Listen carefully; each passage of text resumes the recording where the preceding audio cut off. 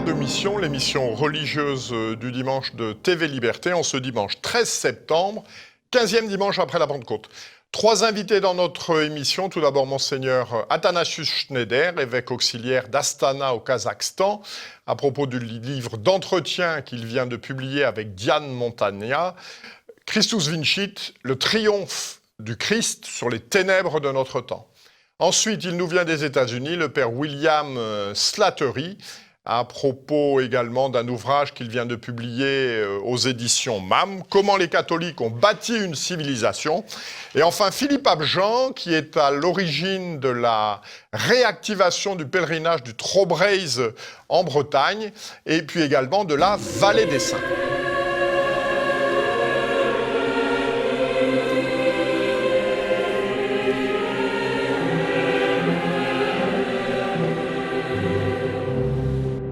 Merci Excellence de nous rejoindre. Vous êtes évêque auxiliaire d'Astana au Kazakhstan et vous intervenez régulièrement sur des questions de la vie de l'Église par des petits messages sur Internet.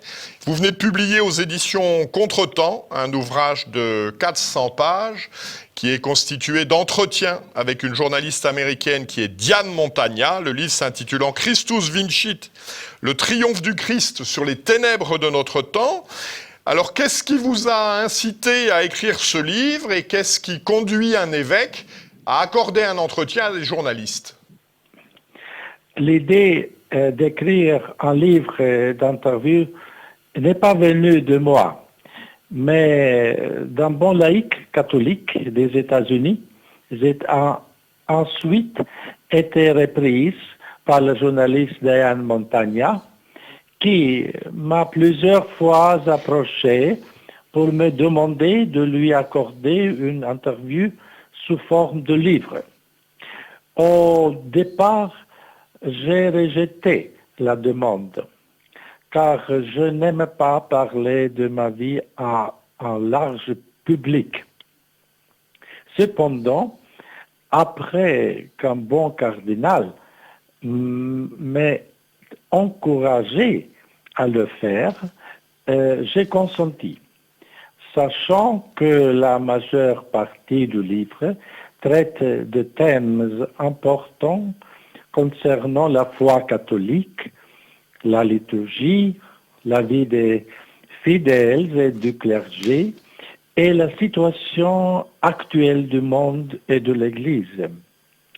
J'ai fait cet entretien avec l'intention d'apporter à de nombreux fidèles et au clergé perplexes une aide, une orientation et surtout un encouragement et une espérance à une époque où l'Église traverse une confusion sans précédent et un véritable chaos concernant toutes les dimensions de la vie de l'Église, c'est-à-dire doctrine, liturgie, vie morale, mission, témoignage et persécution des chrétiens.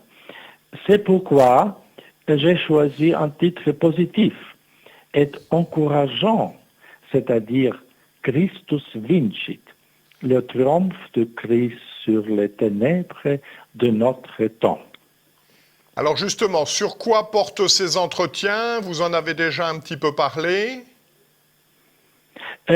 Principalement, le livre couvre les thèmes suivants: le sécularisme et la nouvelle dictature politique, puis l'islam et la déchristianisation de l'Europe, l'indifférentisme religieux, la perte du surnaturel, Vatican II, le pouvoir pontifical, la fraternité sans Pie X, la confusion doctrinale, le rôle futur de la Russie, l'Eucharistie, puis la réforme de la réforme, la liturgie, et aussi la réforme du clergé, et puis conseil aux familles et aux laïcs, puis les saints anges, Fatima, Et le troisième secret. En annexe du livre se trouve la déclaration sur les vérités relatives à certaines des erreurs les plus courantes de la vie de l'Église de notre temps. Vous traitez longuement justement de la crise de l'Église. Quelles en sont selon vous les origines? À mon avis, la véritable racine de la crise actuelle de l'Église peut être vue dans le fait que les responsables de l'Église ont clairement affaibli la vision surnaturelle et la poursuite du but surnaturel de l'Évangile et se sont tournés d'une manière inappropriée vers des préoccupations temporelles et séculières. Au cours des 50 dernières années, dans de nombreux domaines de la vie ecclésiale, la priorité de la prière et de la proclamation sans ambiguïté et la proclamation courageuse de la vérité a été abandonnée et de plus en plus, pour ainsi dire, installée dans le temporel. On peut caractériser cette crise par le mot suivant de Saint Paul. Se conformer à la façon de penser de ce monde. Cette tendance a commencé, quoique prudemment, avec le pontificat du pape Jean XXIII, dont l'encyclique centrale porte de manière révélatrice le titre et le thème Pacem in Terris, abordant donc un thème plutôt temporel et politique. Vatican II était alors un puissant catalyseur de ce développement vers le temporal et le sociologique, et il a atteint une ampleur effrayante dans le pontificat du pape François. Et alors, quels sont les remèdes à mettre en œuvre, selon vous, pour résoudre cette crise de l'Église, pour la surmonter? Oui, le remède est le suivant. Redonner la priorité au Christ dans tous les domaines et le mettre partout en centre. Selon la parole de Saint Paul, instaurare omnia in Christo, c'est-à-dire tout renouveler dans le Christ. Cette parole est aussi la devise, le principe directeur du pontificat du pape Pie X. Cela signifie que les responsables de l'Église donnent la priorité au Christ, la vérité, qu'ils s'efforcent que le Christ soit le roi de tous les cœurs, que le Christ soit le roi de tous les peuples, que le Christ soit le roi de toutes les formes sociales aussi. Cela signifie que les responsables de l'Église donnent la priorité avant tout à l'adoration et à la vénération surnaturelle et respectueuse du Christ dans l'Eucharistie. Vous discernez néanmoins aujourd'hui des signes d'espérance, ce que vous appelez des personnages spirituels. Quels sont-ils? C'est une méthode caractéristique de Dieu, intervenir de les grandes crises de l'humanité et de l'Église à travers les soi-disant petits et d'apporter avec leur aide une solution à la crise. Dieu aime faire honte aux forts avec les petits, avec les faibles, comme le dit Saint Paul dans la première lettre aux Corinthiens. Et de cette manière, Dieu a choisi le petit David pour vaincre le puissant Goliath. Il a choisi un très petit groupe d'évêques, Saint Athanas, Saint Hilaire, Saint Basile, Saint Grégoire de Nazianze, et aussi les petits et simples fidèles catholiques au moment de la grande crise arienne pour vaincre le grand pouvoir de l'hérésie qui, à cette époque, par l'intermédiaire de ses représentants, occupait presque toutes les structures officielles de l'Église. Dieu avait choisi la petite Sainte Brigitte de Suède et Sainte Catherine de Sienne pour mettre fin à la captivité avignonnaise des papes. C'est ainsi que Dieu agit dans la grande crise actuelle de l'Église. Il choisit un petit nombre de prêtres et d'évêques, des familles catholiques, des laïcs courageux, des religieuses cachées dans un cloître, des malades cachés et même des saints enfants aujourd'hui pour guérir la notre crise actuelle de l'Église. Par conséquent, même aujourd'hui, au milieu des ténèbres et de leur confusion, nous devrons avoir une ferme espérance de la victoire de Christ et du cœur immaculé de Marie.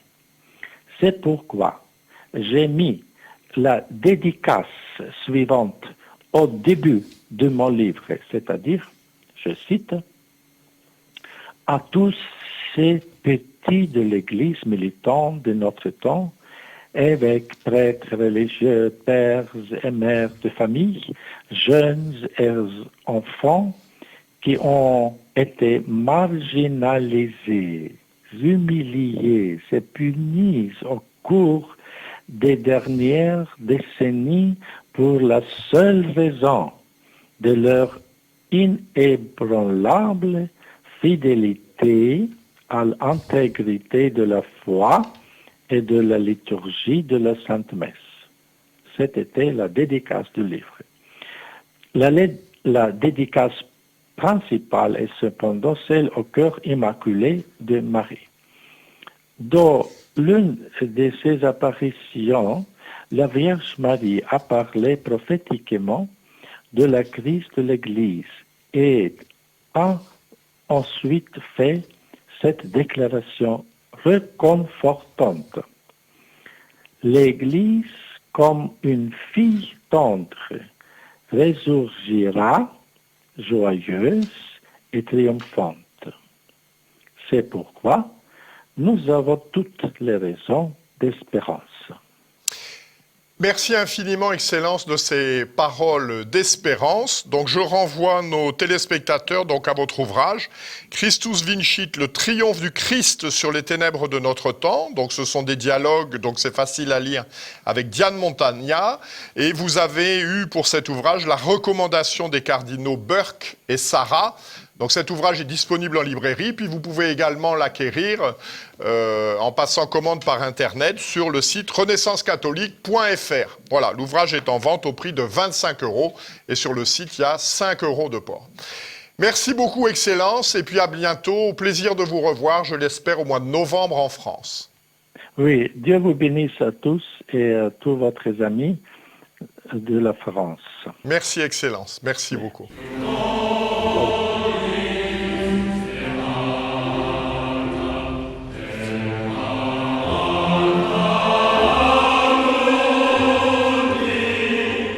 Bonjour mon père. Bonjour Jean-Pierre. Merci de nous avoir rejoints, d'avoir traversé l'Atlantique, puisque vous êtes un prêtre américain au diocèse de Spokane, dans l'État de Washington, sur la côte Pacifique.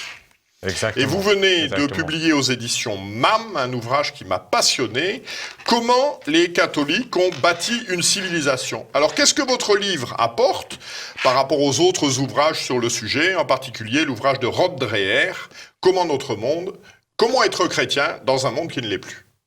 Ça montre la psychologie des catholiques baptiseurs. Parce que ce n'était pas le christianisme comme abstraction qui a bâti la civilisation occidentale, mais le catholicisme comme un groupe très défini des doctrines et des visions du monde et des individus très particuliers comme Léon le Grand, Augustin, Ambroise, Alcuin de York, Charlemagne, Louis IX, qui avaient toute une psychologie imprégnée du catholicisme. Et sur ce point, maintenant, il y a de plus en plus d'accords entre les historiens comme Fukuyama, par exemple, qui n'est pas catholique, qui est hegelien, mais qui reconnaissent que c'était le catholicisme en soi qui a bâti notre civilisation et mis les fondements de la culture moderne. Et alors, qu'est-ce qui caractérise justement la pensée et l'œuvre des personnes que vous venez de citer, Augustin, Ambroise, Léon? Une vision holistique de l'existence, du cosmos, une interconnectivité entre l'homme et la société, l'homme et la nature, le naturel et le surnaturel. Tout a été unifié. Et c'est cela qui passionne aujourd'hui aux États-Unis des penseurs, des intellectuels non catholiques, comme par exemple dans le mouvement écologiste, des juifs, des agnostiques, des athées, comme Charlene Spretnak, comme, et tant d'autres. Entre eux, des personnes qui se convertissent au catholicisme, des autres non, mais tous sont d'accord que la chrétienté avait cette vision holistique que nous devons bâtir de nouveau comme fondement d'une nouvelle civilisation, puisque nous avons vu maintenant dans les dernières décennies la dévastation de ce qu'on appelle la modernité. Alors, est-ce que vous pouvez, pour nos téléspectateurs, peut-être un peu préciser ce que veut dire holistique, qui n'est pas le langage qui est français, mais très qui bien, n'est peut-être pas oui. compris par tout le monde. Et la civilisation de la modernité a été bâtie sur des ruptures, principalement à travers les idéologies de 1517, 1789, donc la réforme, la Révolution française et le marxisme culturel de Gramsci de l'école de Francfort, qui a tant de force aujourd'hui et que nous voyons les résultats aux États-Unis actuellement avec la violence dans les rues, qui est le résultat de l'infiltration du marxisme culturel dans les universités américaines à travers Horkheimer, Marcuse et tant d'autres depuis des années 40. Mais oui. Allez-y. Alors donc, quelle est l'actualité de votre livre? Pourquoi est-il utile, voire indispensable, de lire votre livre aujourd'hui?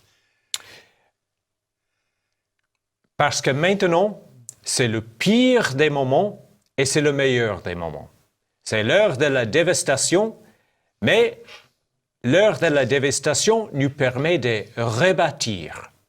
Comme par exemple, symboliquement, nous avons vu malheureusement avec la dévastation de l'incendie de Notre-Dame. Mais symboliquement, ce qui est resté a été les fondements de la basilique, les fondements, et un symbole très important, l'autel. L'autel est le symbole de la mystique catholique, qui était vraiment le cœur de ces grands baptiseurs de la civilisation occidentale. Les fondements sont vraiment l'esprit du catholicisme qui, holistiquement, qui font la synthèse entre les 4 personnalités de l'homme occidental.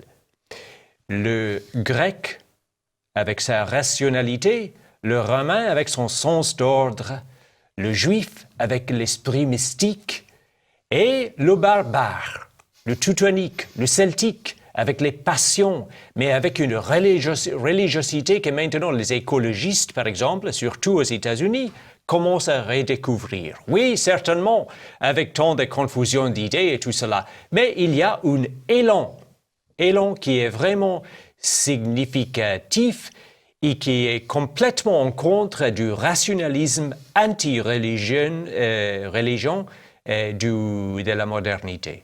Alors, profitant de votre présence, quelle est la situation du catholicisme aujourd'hui aux États-Unis? Une grande polarisation qu'on voit maintenant au moment de l'élection du président Trump, des élections présidentielles. Il y a une majorité des catholiques qui sont à faveur du président Trump, principalement pour deux raisons. Pour des raisons économiques et pour les raisons à propos de la culture de la vie. Le président Trump est le président qui a plus favorisé le mouvement pro-vie et aussi il favorise tous les efforts à l'échelle mondiale pour protéger les chrétiens persécutés. Il a donné en 2018, par exemple, 300 millions de dollars pour favoriser les chrétiens à Ninive en Irak. Il a fait tant d'autres initiatives pour protéger les chrétiens qui souffrent de la persécution.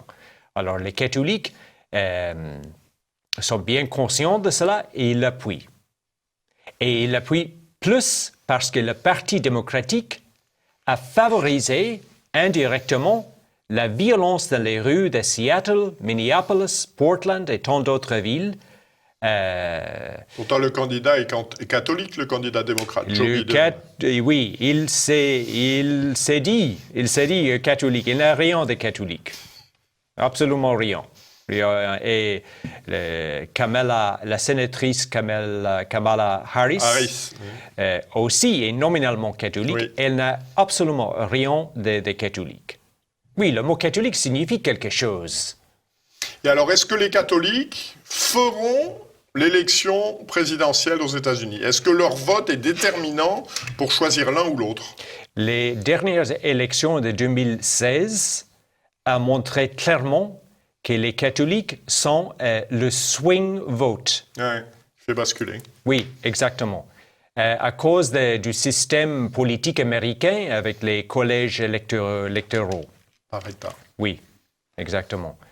Et donc on voit maintenant que les catholiques, nous avons beaucoup d'optimisme et beaucoup réalistiquement que les catholiques vont faire l'élection.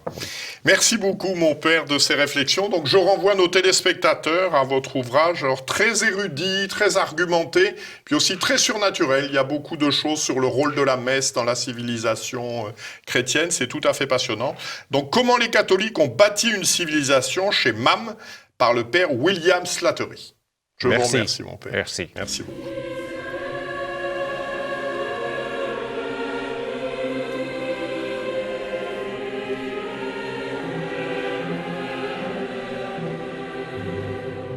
Bonjour Philippe Abjean. Bonjour. Vous venez de publier aux éditions Salvator un rêve de Pierre, du Trobreise à la vallée des Saints. Alors tout d'abord, puisqu'on parle de la Bretagne, que représente le catholicisme dans l'identité bretonne?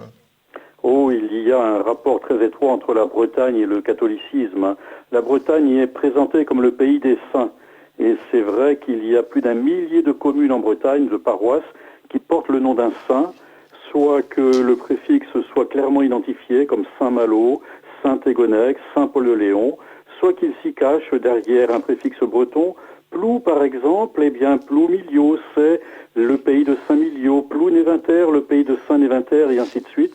Ce qui fait que les Parisiens nous appellent volonté le pays des ploucs, voilà, tout simplement. Et également, lorsqu'il y a Lannes, L-A-N, eh bien, Lannes désigne le monastère. Landivisio, c'est le monastère de Saint-Ivisio. Lanildut, le monastère de Saint-Ildut, et ainsi de suite. La carte d'état-major de la Bretagne est une véritable litanie des saints. Alors, vous avez redonné vie en 1994 à ce que l'on appelle le Trobreise. C'est quoi le Trobreise? Alors, le Trobreise, au Tour de Bretagne, c'est un très vieux pèlerinage qui obligeait chaque Breton, depuis le Xe siècle jusqu'au XVIe siècle, à faire une fois en sa vie le tour des 7 cathédrales anciennes et actuelles de Bretagne, c'est-à-dire Quimper, Saint-Paul-de-Léon, Tréguier, Saint-Brieuc, Saint-Malo dans les Vannes, ce qui fait à peu près 800 km. Et la tradition assurait que celui qui ne le faisait pas de son vivant devrait le faire après sa mort en avançant chaque jour de la longueur de son cercueil, ce qui faisait à peu près 144 000 ans de purgatoire. Donc il valait mieux endurer quelques ampoules aux pieds. Et puis pour des raisons liées à l'histoire, aux guerres de la Ligue notamment, le Trobreuse s'est arrêté au XVIe siècle. L'idée, ça a été de mettre un vin nouveau dans une outre médiévale en 1994 en découpant le Trobreuse à raison d'une étape de cathédrale en cathédrale chaque année. L'année en 1994 par exemple, les pèlerins sont allés de Quimper à Saint-Paul-de-Léon et chaque année donc il y a à peu près 2000 personnes qui cheminent une semaine durant donc d'une cathédrale à l'autre. Alors, comment se fait le lien entre le Trobreuse et la vallée des Saints? Alors, le Trobreuse invite à faire mémoire des 7 saints fondateurs de la Bretagne. La vallée des Saints ambitionne de dresser les statues en granit de 5 à 7 mètres de haut du millier de saints et un peu plus qui ont composé le paysage breton. Voilà, il y a une généralisation, une induction. Alors, le lien s'est opéré naturellement puisqu'au départ, il était question de baliser de statues géantes tous les kilomètres le chemin permanent du Trobreuse. L'objectif est de ramener vers la Bretagne les 300 000 personnes qui vont chaque année vers Compostelle. Alors comme c'était difficile d'installer, d'implanter des statues tous les kilomètres, alors c'était difficile parce que cela nécessite des tonnes d'autorisation et puis il y a le mur de la laïcité en France qui fait que cette affaire est très difficile. L'idée a été de rassembler ce millier de statues sur un seul site, dans un petit village à Carnoët, en plein cœur de la Bretagne. Et alors, quel est l'état d'avancement de ce projet aujourd'hui? Où est-ce qu'on en est? Alors, il y a sur l'île de Pâques 883 moailles, je crois. Donc, nous, en Bretagne, il faut qu'on fasse plus que l'île de Pâques, donc 1 millier de statues. Actuellement, il y en a 140. Voilà, il y a encore du travail pour 1 ou 2 générations. C'est notre Sagrada Familia en Bretagne. Et alors, quel est le mode de financement de cette opération? Parce qu'il faut bien toujours revenir à ça. Oui, je dirais qu'on met les factures sur l'autel et le bon Dieu s'en occupe. Mais plus concrètement, en fait, les statuts sont financés à 100% par du mécénat. Donc ce sont soit des particuliers qui décident de financer une statue en granit, soit des familles en mémoire d'un parent ou en raison d'un attachement particulier par rapport à un saint ou à une sainte. Ce sont aussi des entreprises ou alors des paroissiens. Il y a des communes de 700, 800 habitants où il n'est pas rare de trouver 200, 300 paroissiens qui chacun donne 30 euros, 50 euros, 100 euros, les petits ruisseaux faisant les grandes rivières. Et alors, quel est l'accueil du public? Puisque est-ce que ce site est ouvert toute l'année? Est-ce qu'il faut prendre un billet à l'avance? Est-ce que c'est payant? Enfin, comment ça se passe tout ça? Alors, c'est un site qui est d'accès gratuit, c'est incommensurable à l'argent, c'est inappréciable. Et voilà, il n'était pas question d'en faire un parc d'attractions. Donc c'est ouvert toute l'année, 24 heures sur 24. Il n'y a pas d'accès effectivement précis, particulier, pour découvrir ce site assez unique en France. Alors c'était un pari assez audacieux, assez improbable, de dresser 1 millier de statues en mémoire de saints de l'époque mérovingienne qui avaient pratiquement disparu des mémoires. L'an passé, par exemple, ce sont plus de 400 000 personnes qui ont visité la vallée des Saints. Et est-ce que vous n'avez pas été trop impacté justement par les mesures de confinement autour du coronavirus cet été? Est-ce que vous avez quand même eu Alors que doit-on dire? Des visiteurs, des pèlerins? Alors, ce sont des gens qui font chacun une lecture particulière du site. Ils peuvent en faire une lecture historique, remonter à l'histoire de la Bretagne. Ils peuvent en faire une lecture culturelle, revisiter le trésor de légendes, de contes, qui sont nos mythes structurants de nos paroisses et de nos communes.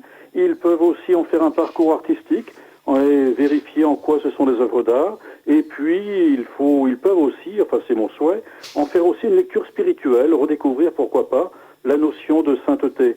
Alors, pendant les quelques semaines de pandémie, bien sûr, la fréquentation était entre parenthèses, et depuis la fin du confinement, la fréquentation est en hausse, je crois, de l'ordre à peu près de 20% de plus par rapport à l'an dernier, puisqu'il est difficile actuellement de partir à l'étranger, donc il y a eu un surplus de visiteurs en Bretagne. Alors j'ai appris en lisant votre livre qu'il y a alors un personnage célèbre, je ne sais pas si le personnage est célèbre, mais son œuvre est célèbre, originaire de Carnoët, c'est le barde Taldir Jaffrenou, qui est le compositeur de l'hymne breton, le Brogoz Mazadou. Et donc oui, nous allons... Voilà, ce n'est pas un hasard, effectivement. Si on s'est installé au cœur de la Bretagne, le projet de Vallée des Saints, eh bien, c'est de réveiller un petit peu l'âme de la Bretagne. Et c'est une coïncidence, effectivement, on a découvert après coup, eh bien, que ce petit village, qui est le symbole de la désertification en Bretagne, qui a perdu les 2 tiers de ses habitants, eh bien, c'est un village qui rebat, qui connaît une nouvelle vitalité. Alors c'est aussi, on est au centre de la Bretagne, on est loin de rien du tout, et c'est là également, eh bien, que Richard Cœur de Lion, par exemple, a connu sa première défaite en France. Vous voyez, c'est un lieu chargé d'histoire, chargé d'esprit, c'est un lieu où souffle l'esprit.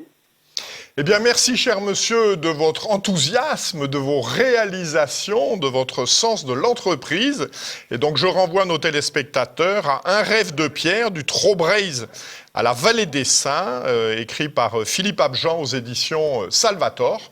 Et donc, nous nous retrouverons pour notre prochaine émission le 20 septembre prochain. Et d'ici là, que Dieu, qui est Père, Fils et Saint-Esprit, nous garde. Bon dimanche et bonne semaine à tous.